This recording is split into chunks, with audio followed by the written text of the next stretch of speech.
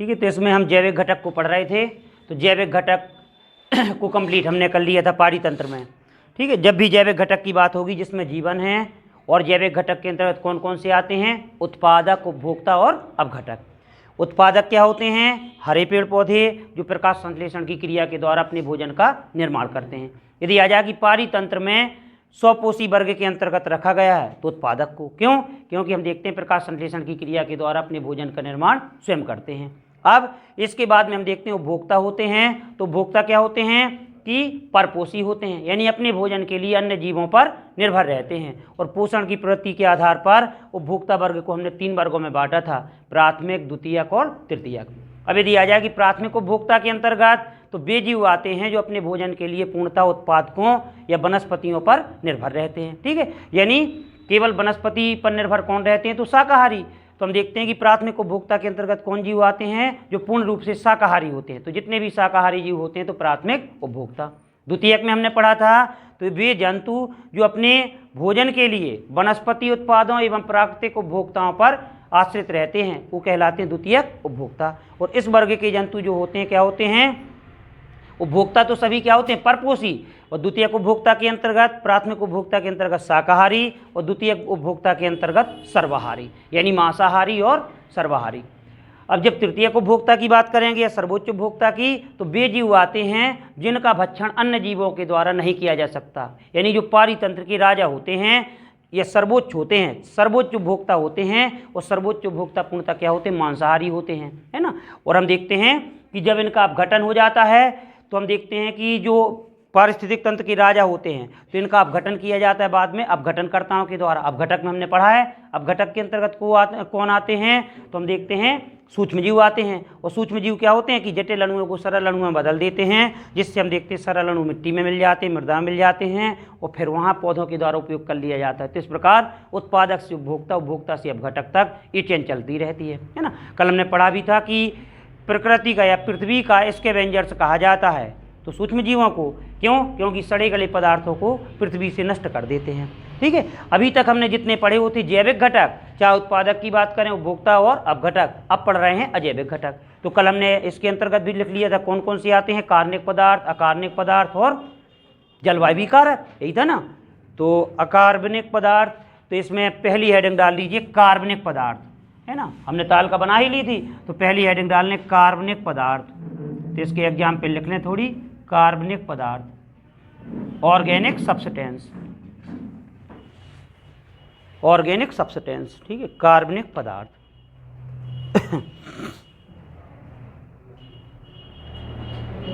कार्बनिक पदार्थ बिल्कुल कंफ्यूज नहीं होना है, हमने मेन हेडिंग बना ली थी अजैविक घटक के अंतर्गत कौन कौन आते हैं, कार्बनिक, अकार्बनिक, जलवायु विकारक। तो पहली हेडिंग बना लें कार्बनिक पदार्थ।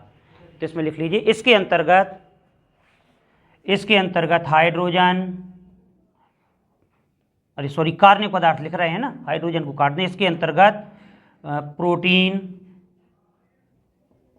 ठीक है, वसा, कार्बोहाइड्रेट, कभी कभी पूछ देते हैं ह्यूमस, कार्बोहाइड्रेट, ह्यूमस आदि आते हैं। ठीक है, प्रोटीन, वसा, कार्बोहाइड्रेट, ह्यूमस आदि आते हैं। प्रोटीन, वसा, कार्बोहाइड्रेट, ह्यूमस आदि आते हैं।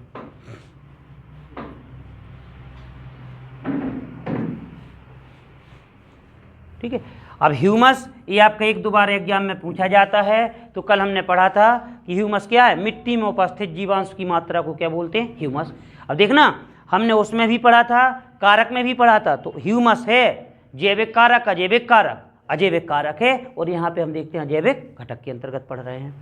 ठीक है, दूसरी हेडिंग डाल लीजिए अकार्बनिक पदार्थ, इनऑर्गेनिक सब्सटेंस, अकार्बनिक पदार्थ। तो इसके अंतर्गत गैसें आ जाएंगी, तो ऑक्सीजन, नाइट्रोजन, है ना, phosphorus, calcium, magnesium, iodine, sodium, है ना, ये सब इसके अंतर्गत आ जाएंगे। Oxygen, nitrogen, phosphorus, calcium, magnesium, iodine, Na, potassium, है ना, ये सब इसके अंतर्गत आ जाएंगे। जितने भी मिनरल साल्ट होते हैं सभी किसके अंतर्गत आ जाते हैं, अकार्बनिक पदार्थ के अंतर्गत। जो खनिज लवण वगैरह होते हैं सभी इसमें आ जाएंगे, है ना। खनिज लवण की बात करें, गैसों की बात करें, सभी अकार्बनिक पदार्थ में आ जाएंगे। ठीक है। ऑक्सीजन ओ से, एन से नाइट्रोजन, पी से फास्फोरस, कभी कभी पी से पोटेशियम बोल देते तो पी से फास्फोरस, के से पोटेशियम, सी से कैल्शियम, मैग्नीशियम, आयोडीन, आयोडीन का संकेत आई होता है, सोडियम का एन होता है। अब तीसरा पॉइंट लिख लें, जलवायवीय कारक। ठीक है, जलवायवीय कारक, ये भी इसके अंतर्गत आ जाएंगे, हमने लिखा था जलवायवीय कारक। जलवायवीय कारक, ठीक है। अब देखिए जलवायवीय कारक हमने अजैविक कारक के अंतर्गत वहां भी पढ़े थे, पारिस्थितिकी में और पर्यावरणीय कारक में, यहाँ भी हम देखते हैं अजैविक घटक के रूप में पढ़ रहे हैं। तो जलवायवीय कारक है ना, जल वर्षा यानी जलवायु को प्रभावित करने वाले कारक, जल, वर्षा, तापमान, ठीक है, आर्द्रता, सूर्य का प्रकाश, ये आ जाएंगे जलवायु कारक के अंतर्गत।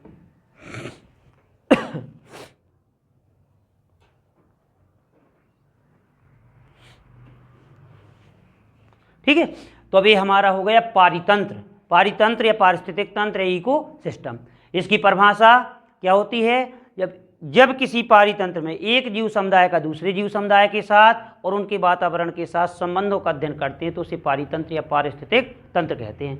किससे मिलकर बना होता है परिभाषा के रूप में, तो जैविक और अजैविक घटक। जब पारिस्थितिकी की बात करेंगे तो जीवों का उनके वातावरण के साथ संबंधों का अध्ययन किससे मिलकर बना होता है, तो जैविक और अजैविक कारक। बस अंतर इतना लिखना है कि उसमें जैविक और अजैविक कारक लिखेंगे और इसमें जैविक और अजैविक घटक। तो ये अपना किसी भी प्रकार से आ जाए वो आपसे बनेगा। ठीक है।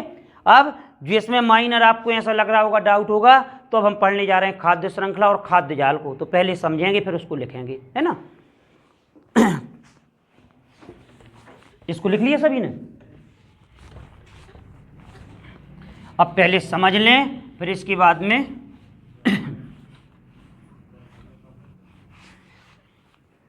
तो देखिए खाद्य श्रृंखला और खाद्य जाल को पढ़ने से पहले हमने कल चर्चा की थी पोषक स्तर पर, परसों के दिन की थी ना पिछली क्लास में। तो पोषक स्तर को एक बार और देख लें। तो जब भी यदि क्वेश्चन आता है, कई बार आपका परीक्षा में पोषक स्तर के बारे में पूछ लेते हैं, जब भी एनवायरनमेंट से रिलेटेड क्वेश्चन आते, चाहे MPPSC में दे रहे हो, चाहे रीट का एग्जाम दे रहे हो, टेट का या UP टेट का, तो हम देखते हैं यहाँ से पोषक स्तर से रिलेटेड क्वेश्चन पूछ लेते हैं। तो पोषक स्तर से मतलब कोई भी पारितंत्र की बात होती है, खाद्य श्रृंखला की बात होती है। जैसे हमने पढ़ा था कि घास के मैदान की बात करें तो घास, है ना, टिड्डा, ठीक है, मेढक, और हम देखते हैं घास के मैदान का राजा क्या होता है, बाज। ठीक है। अब आज यदि क्वेश्चन इस प्रकार से देते हैं, आ जाएगा कि उपर्युक्त खाद्य श्रृंखला है घास के मैदान की, वन पारितंत्र की, तो हमें सर्वोच्च उपभोक्ता को देखना है। बाज है तो घास के मैदान की पूछ रहे हैं, और यदि हम देखते हैं बाघ है, शेर है, तो हम देखते हैं कि फिर किसकी पूछ रही हैं, जंगल की पूछ रहे हैं, वन की पूछ रहे हैं। ठीक है। अब इस प्रकार से आपका आ जाएगा और पूछ लेंगे कि उपर्युक्त खाद्य श्रृंखला में कितने पोषक स्तर हैं, तो हम देखते हैं। और दूसरा क्वेश्चन कि पोषक स्तर की शुरुआत होती है प्राथमिक उत्पादक से, प्राथमिक उपभोक्ता से। तो प्राथमिक उत्पादक से, और उत्पादक कौन है, हरे पौधे। तो पोषक स्तर यहीं से काउंट करेंगे, 1 2 3 4। अब आ जाएगा उपर्युक्त खाद्य श्रृंखला में कितने पोषक स्तर हैं, 4। ये पढ़ा था ना। उपर्युक्त खाद्य श्रृंखला यह किसकी है, तो फिर हम देखते हैं घास के मैदान की। उपर्युक्त खाद्य श्रृंखला में पोषक स्तर की शुरुआत होती है यहाँ से, तो फिर हम देखते हैं घास से। और उपर्युक्त खाद्य श्रृंखला में टिड्डा की स्थिति है प्राथमिक उत्पादक की, प्राथमिक उपभोक्ता की, प्राथमिक उपभोक्ता की। उपर्युक्त खाद्य श्रृंखला में मेढक की स्थिति है द्वितीयक उपभोक्ता की, बाज की स्थिति है तो तृतीयक सर्वोच्च उपभोक्ता की। और पूछ लें उपर्युक्त खाद्य श्रृंखला में यदि घास को टिड्डा खाता है, टिड्डे को मेढक और मेढक को बाज के द्वारा खाया जाता है, तो उपर्युक्त खाद्य श्रृंखला में मेढक की स्थिति है प्राथमिक उत्पादक की, प्राथमिक उपभोक्ता की, द्वितीयक उपभोक्ता की, तृतीयक उपभोक्ता की। तो फिर हमें काउंट यहाँ से करना है और यहाँ तक। तो ये उत्पादक हैं, ये प्राथमिक उपभोक्ता और द्वितीयक उपभोक्ता। कभी कभी हम ये सोचते हैं कि बाज तक को पूछा गया, तो वहाँ ये पूछा गया है कि उपयुक्त खाद्य श्रृंखला में यदि घास टिड्डे के द्वारा खाई जाती है और टिड्डे को मेढक खाता है तथा बाज मेढक को खाता है, तो उपयुक्त खाद्य श्रृंखला में मेढक की स्थिति, बाज की नहीं पूछी गई है जबकि मेढक की, तो मेढक की स्थिति प्राथमिक और द्वितीयक उपभोक्ता की यानी द्वितीयक उपभोक्ता की हो जाएगी। बनेगा ना। यहाँ से इतने सारे क्वेश्चन। अब हम देखिए चर्चा करते हैं खाद्य श्रृंखला से। अब पोषक स्तर आपको समझ में आ जाएगी तो हम देखते हैं खाद्य श्रृंखला को तुरंत समझ में आ जाएगा। खाद्य श्रृंखला, ठीक है, फूड चेन की बात करें, ठीक है। अब इसको यदि डेफिनेशन की बात करें तो कैसे हम डिफाइन करेंगे?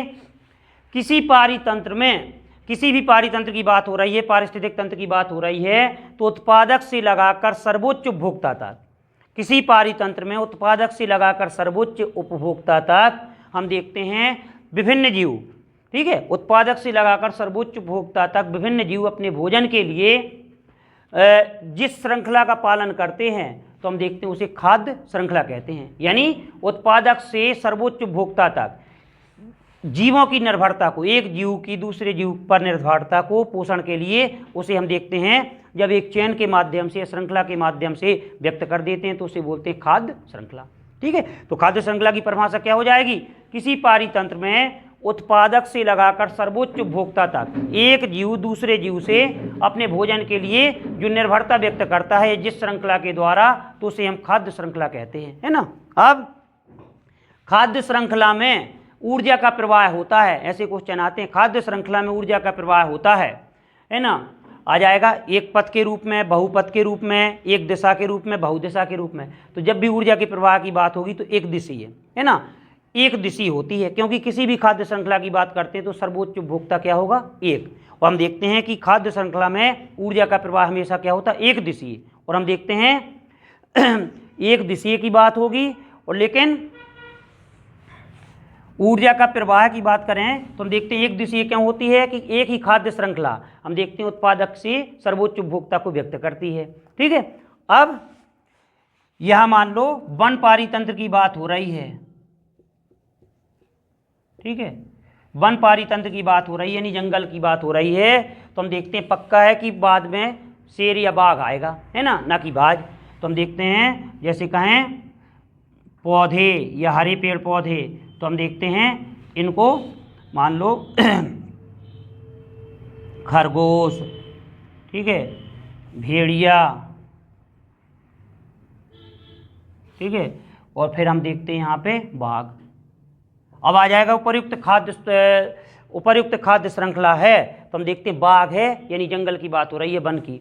अब हम देखते हैं कि ये उत्पादक हो गए, ये प्राथमिक, द्वितीयक और सर्वोच्च उपभोक्ता हो गए। तो किसी भी पारितंत्र में उत्पादक से लगाकर सर्वोच्च उपभोक्ता तक हम देखते हैं एक दूसरे की जो भोजन की निर्भरता होती है, तो उसको जब एक चेन के माध्यम से, श्रृंखला के माध्यम से व्यक्त कर देते हैं तो उसे खाद्य श्रृंखला कहते हैं। अब खाद्य श्रृंखला में ऊर्जा का प्रवाह होता है एक दिशीय, बहुदिशीय, तो हम देखते हैं एक दिशीय, है ना।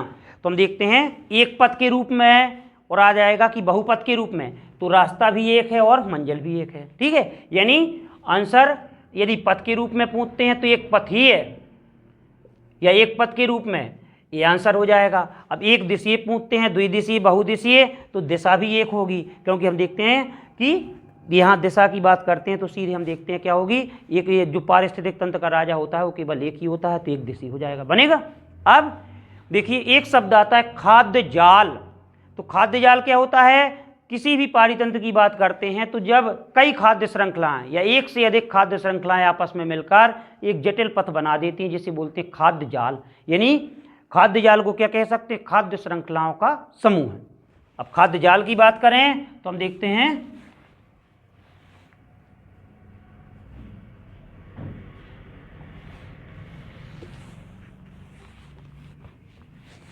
तो जब भी खाद्य जाल की बात करेंगे तो खाद्य जाल की बात करेंगे तो इसकी परिभाषा क्या होगी कि किसी भी पारितंत्र की बात करते हैं तो जब एक से अधिक खाद्य श्रृंखलाएं आपस में जुड़कर एक जटिल पथ बना देती हैं तो उस जटिल पथ को क्या बोलते हैं? खाद्य जाल। अब खाद्य जाल में ऊर्जा का प्रवाह होता है एक दिशीय, बहुदिशीय, तो दिशा एक होती है लेकिन रास्ते अलग अलग होते हैं। जैसे अभी वन पारितंत्र की ही बात करें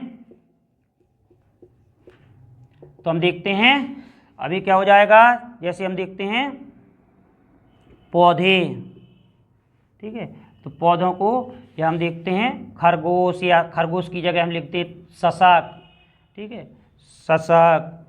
और इसमें हम देखते हैं, ठीक है, कुत्ता, और हम देखते हैं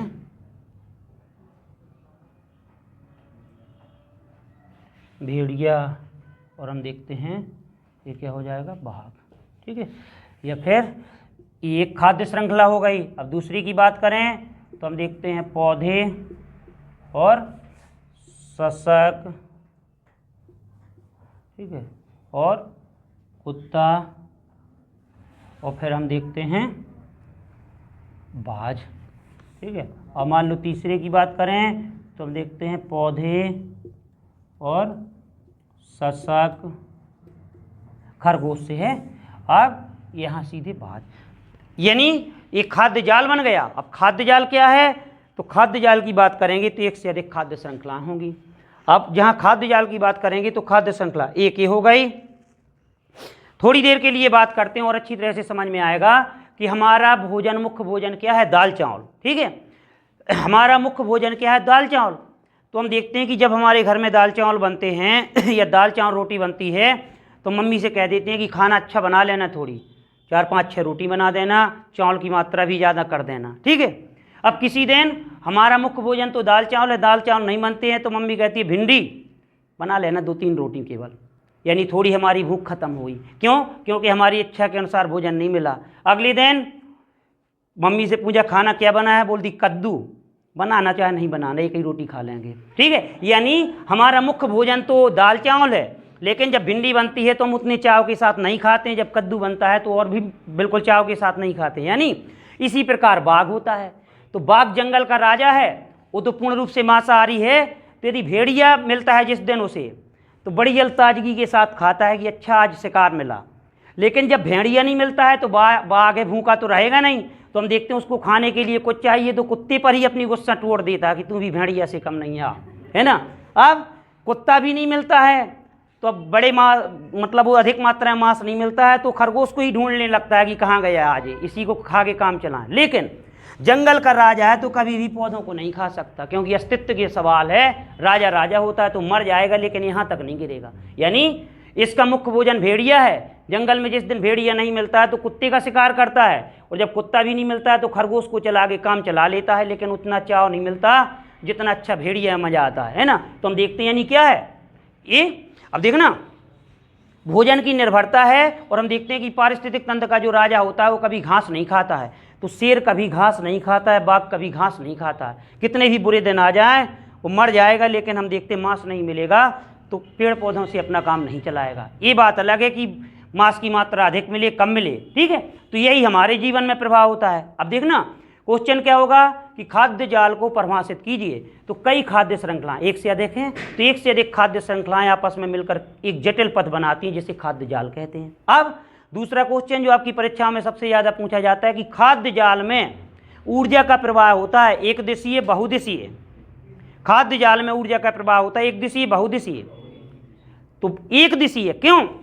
थोड़ी देर के लिए कोई हम देखते हैं कि बस स्टैंड से आता है, ठीक है, और कोई हम देखते हैं चौबे कॉलोनी से आ रहा है, और कोई हम देखते हैं बजरंग नगर से आ रहा है। लेकिन सभी का आना कहाँ है? एग्जाम एनालिसिस सेंटर आना है। यानी सभी की दिशा तो एक है ना, दिशा एक है, रास्ते अलग अलग हैं। अब यदि एक पथ के रूप में होता है, बहुपथ के रूप में, तो रास्ते सभी के अलग अलग हैं, लेकिन मंजिल सभी की एक है कि हमें एग्जाम एनालिसिस पहुंचना है।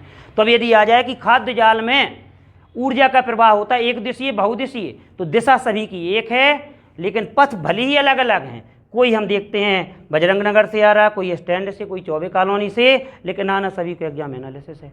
तो कह रहे हैं कि दिशा एक है, रास्ते अलग अलग हो सकते हैं, मंजिल सभी की एक है। बनेगा ना? तो ये क्वेश्चन आपका सबसे ज़्यादा पूछा जाता है कि खाद्य श्रृंखला में ऊर्जा का प्रवाह होता है तो एक दिशा भी होती है और एक रास्ता भी होता है। कोई भी खाद्य श्रृंखलाएं तो दिशा भी एक होगी और रास्ता भी एक है। लेकिन जब एक से अधिक खाद्य श्रृंखलाएं हो जाएंगी तो रास्ते अलग अलग हो जाएंगे, लेकिन दिशा अलग नहीं होगी, दिशा हमेशा एक रहेगी। है ना। तो इसमें हम कंफ्यूज होते हैं। देखना ऐसे क्वेश्चन आपके एग्जाम में आएंगे, एक पथीय एवं एक दिशीय, ठीक है, एक पथीय एवं बहुदिशीय, ठीक है, आ जाएगा बहुपथीय एवं एक दिशीय, ठीक है, एक दिशीय, ठीक है, आ जाएगा बहुपथीय एवं बहुदिशीय। इस प्रकार से आपका क्वेश्चन मिलेगा पेपर सेट में, या बहुपथी की जगह अनेक पथी बोल सकते हैं, ठीक है। क्वेश्चन क्या है, किसी भी खाद्य श्रृंखला की बात करते हैं तो खाद्य श्रृंखला से संबंधित कौन सा कथन सत्य है। खाद्य श्रृंखला से संबंधित सत्य कथन को चुनिए। क्या हो जाएगा, खाद्य श्रृंखला से संबंधित सही कथन को चुनिए। सी होगा ना, समझ लिया ना सभी ने, होगा ना, गलत है, क्या होगा, खाद्य श्रृंखला की बात हो रही है, रास्ता भी एक होगा, मंजिल भी एक, यानी एक पथी और एक दिशा, होगा कि नहीं होगा। अब ये क्या है, किसी भी एक को चुन लो तो एक खाद्य श्रृंखला हो गई, तो रास्ता भी एक है, दिशा भी एक है, डायरेक्शन भी एक है, होगा कि नहीं होगा। अब यही क्वेश्चन पूछ लिया जाएगा कि खाद्य जाल से संबंधित कौन सा कथन सत्य है। ये रहा आपके सामने खाद्य जाल, तो क्या हो जाएगा, पथ भी एक से अधिक हैं, यानी बहुपथी है, लेकिन दिशा एक है, तो बहुपथी और एक दिशी। और हम अधिकतर गलती करते बहुपथी बहुदिशी, तो दिशा एक है, रास्ते अनेक हो सकते हैं, लेकिन दिशा सभी की एक है। भाई सभी लोग पुलिस की तैयारी कर रहे हो मान लो, अब कोचिंग सेंटर हम देखते हैं, कोचिंग सेंटर क्या करेंगे, हम देखते हैं कि दिशा पथों का काम करेंगे, आपको वहाँ तक मंजिल तक ले जाने का रास्ता बनाएंगे, लेकिन आपकी मंजिल क्या है, व्यापम की परीक्षा उत्तीर्ण करना है, पुलिस की परीक्षा उत्तीर्ण करना। तो मंजिल तो एक है, लेकिन हम देखते हैं कोचिंग सेंटर विभिन्न प्रकार के हो सकते हैं, तो कोचिंग सेंटर यहाँ पथ का काम करेंगे, लेकिन हम देखते हैं मंजिल क्या है, जो हमारा लक्ष्य है, बनेगा ना। इस प्रकार से यदि ग्राफ के जरिए हम देख लेंगे, कभी भूल नहीं सकते, बनेगा। अभी भी किसी को डाउट है बताइए। अब और क्वेश्चन क्या आता है कि किसी भी खाद्य श्रृंखला की बात करते हैं तो एक पोषक स्तर से दूसरे पोषक स्तर, अब हमें पोषक स्तर शब्द पता होना चाहिए, पोषक स्तर क्या है, यहाँ से यहाँ तक। तो हम देखते हैं एक पोषक स्तर से दूसरे पोषक स्तर तक जाते जाते ऊर्जा की मात्रा में क्या परिवर्तन होता है। 4 ऑप्शन, 10% कमी, 90% लाभ, है ना, और 10% लाभ, 90% कमी, ठीक है। तो अब आ जाए ऊर्जा एवं खनिज, अरे ऐसा नहीं लिखा, ए और बी दोनों और सी कोई नहीं। क्वेश्चन क्या है, क्वेश्चन तो सुन लो क्वेश्चन तो सुन लो। किसी भी पारितंत्र की बात करते हैं तो एक पोषक स्तर से दूसरे पोषक स्तर तक जाते जाते ऊर्जा की मात्रा पर क्या परिवर्तन पड़ता है, क्या असर पड़ता है। ए सही है, बी सही है, सी सही है, डी सही है तो हमने कल भी बताया था कि एक पोषक स्तर से दूसरे पोषक स्तर तक जाते जाते ऊर्जा की मात्रा में हम देखते हैं 90% की कमी आती है और 10% का लाभ होता है। यानी किसी भी पारितंत्र की बात करते हैं तो सबसे अधिक ऊर्जा किसको मिलती है, उत्पादक वर्ग को। फिर अगले पोषक स्तर तक हम देखते हैं 90% कम हो जाएगी, 10% मिलेगी, 90 कम 10, यानी सबसे कम ऊर्जा किसको मिलती है, जो पारिस्थितिक तंत्र का सर्वोच्च उपभोक्ता होता है। और सबसे ज़्यादा गलती करते हैं, किसी भी पारितंत्र में सबसे अधिक ऊर्जा प्राप्त होती है। अभी सोच लेते हैं राजा होगा तो राजा तो छीन ही लेगा, लेकिन राजा को ऊर्जा सबसे कम मिलती है। एक पोषक स्तर से दूसरे पोषक स्तर तक जाते जाते 90% ऊर्जा की मात्रा में कमी आती है और अगले पोषक स्तर को 10% ही मिलती है, इसीलिए इसे 10% का नियम बोल देते हैं। तो 10% का नियम क्या है, इसका भी आंसर यही होगा कि 10% लाभ, 90% की कमी। दिया किसने था, तो इस नियम को दिया था लिंडमान ने। तो बोल देते कभी कभी लिंडमान का नियम क्या है, तो भी इसका आंसर यही होगा। यानी ऑप्शन आपके यही रहेंगे, लेकिन क्वेश्चन आपके कई प्रकार से बन जाएंगे, बनेगा ना। तो अभी रटोगे, गारंटी यदि आपको इसने समझ लिया है तो कभी भी गलती नहीं करोगे। इससे इतने सारे क्वेश्चन बनेंगे आपके, 50 क्वेश्चन बनेंगे खाद्य श्रृंखला और खाद्य जाल से। तो सबसे पहले हमें क्या पता होना चाहिए, पोषक स्तर क्या है, है ना। पोषक स्तर की शुरुआत कहाँ से होती है, उत्पादक क्या है, उपभोक्ता क्या है ना। तो जब तक ये मालूम नहीं है, जब तक। अब और कठिन करते हैं तो खाद्य श्रृंखला का जो पूछ लेते, निम्नलिखित में से कौन सी खाद्य श्रृंखला सही है, तो उसमें क्या करेंगे, ये डिसबैलेंस कर देते हैं कि हमें ये पता होना चाहिए कि शशक को कुत्ता खाता है या कुत्ते को शशक खाता है। तो हम देखते हैं इस प्रकार से दे देते हैं। तो हम देखते हैं एक क्रम होता है, दो क्रम पूछ लेते हैं। सर्वोच्च में हम देखते हैं कि जो पारितंत्र का राजा होगा, कुछ भी, ये तो जैसे वन की हो गई। अब इसी प्रकार घास की भी देखें, जैसे घास के मैदान की बात करें तो पक्का है कि सर्वोच्च उपभोक्ता कौन होता है, बाज होता है। तो वैसे बना देंगे, मान लो खाद्य जाल की बात करें तो घास, ठीक है, टिड्डा, ठीक है, मेढक, ठीक है, सर्प, ठीक है, न्यूला और मोर, और यहाँ बाज, ठीक है। अब यहाँ दूसरे की बात करें तो घास, ठीक है, टिड्डा, मेढक, सर्प, न्यूला और यहाँ बाज। ये अगली बना दें तो घास, ठीक है, टिड्डा, ठीक है, मेढक, सर्प और बाज। यानी बाज का मुख्य भोजन मोर है। मोर नहीं मिलेगा तो न्यूले को खाने लगेगा, न्यूला नहीं मिलेगा तो सर्प को, लेकिन हम देखते हैं कभी घास को नहीं खाएगा। तो हम देखते हैं ये सब क्या है। अब की क्रम पूछ लेंगे कि टिड्डे को मेढक खाता है, मेढक को सर्प खाता है, सर्प को न्यूला खाता है, और मोर भी न्यूले को खा लेता है ना, और मोर को बाज खा जाता है। अब एक लड़का हमसे कह रहा था, सर मोर को बाज कैसे खाता होगा, पंख तो रह जाते होंगे। तो पंख में मांस नहीं होता है शायद, मोर में मांस होता है। तो मांस खाता है। जो पारितंत्र का राजा होगा तो क्या खाएगा, मांस खाएगा। तो बाज मोर को खा लेता है ना। और आपने देखा होगा बाज इतना चतुर प्राणी होता है कि वो क्या करता है, कौवे यदि उसके पीठ में बैठ जाए तो कौवे को लंबी सैर करा देता है। अब वो सोचता है कि ये साला मेरी पीठ में बैठा हुआ है कौवा, अब इसको क्या करूं।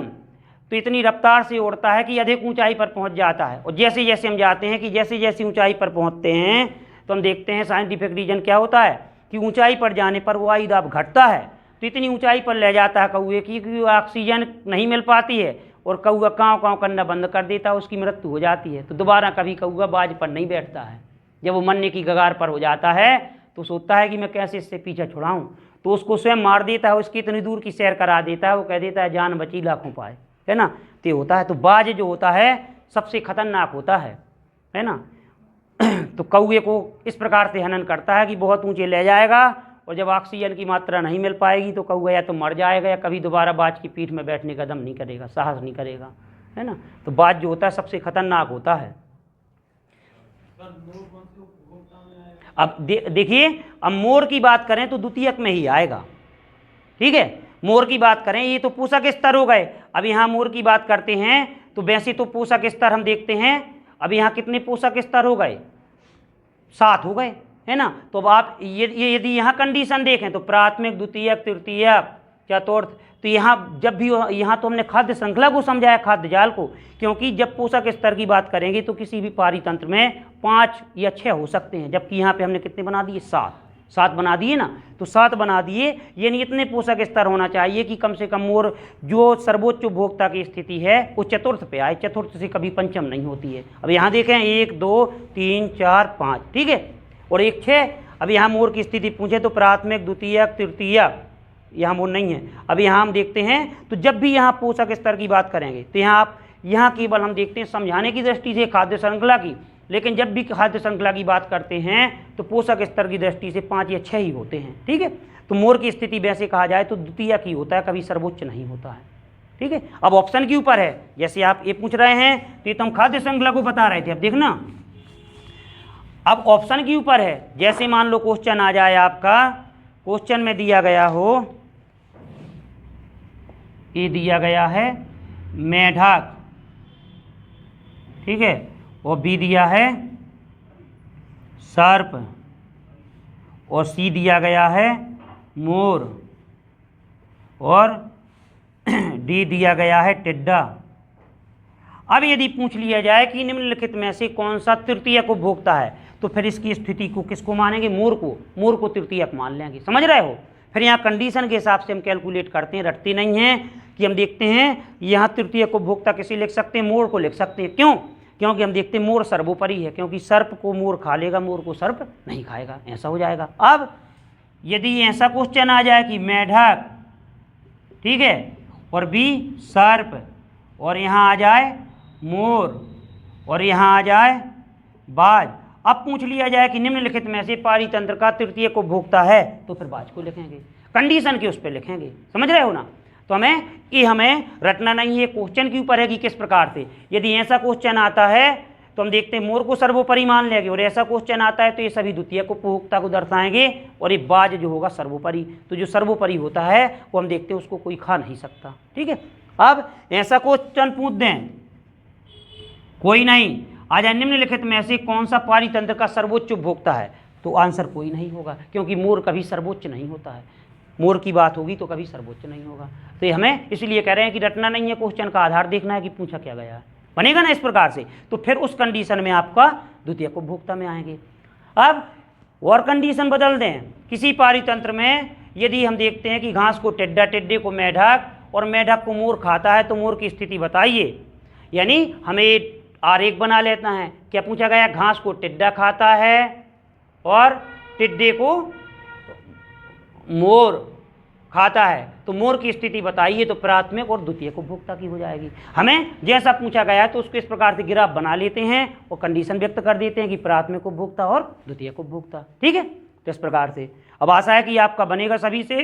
तो अगली क्लास में हम क्या करेंगे, खाद्य श्रृंखला और खाद्य जाल को लिखेंगे, और इसके बाद में पिरामिड को हम समझेंगे। एक चैप्टर आता है पिरामिड से रिलेटेड। तो खाद्य श्रृंखला, खाद्य जाल को और पढ़ के आना जितने भी। फिर जब हम खाद्य श्रृंखला, खाद्य जाल को पढ़ लेंगे, पिरामिड को पढ़ लेंगे, नोट्स बना लेंगे, फिर एक दिन केवल और केवल क्वेश्चन करवाएंगे पूरे के, कम से कम आपको 200 क्वेश्चन करवाएंगे एक ही दिन में।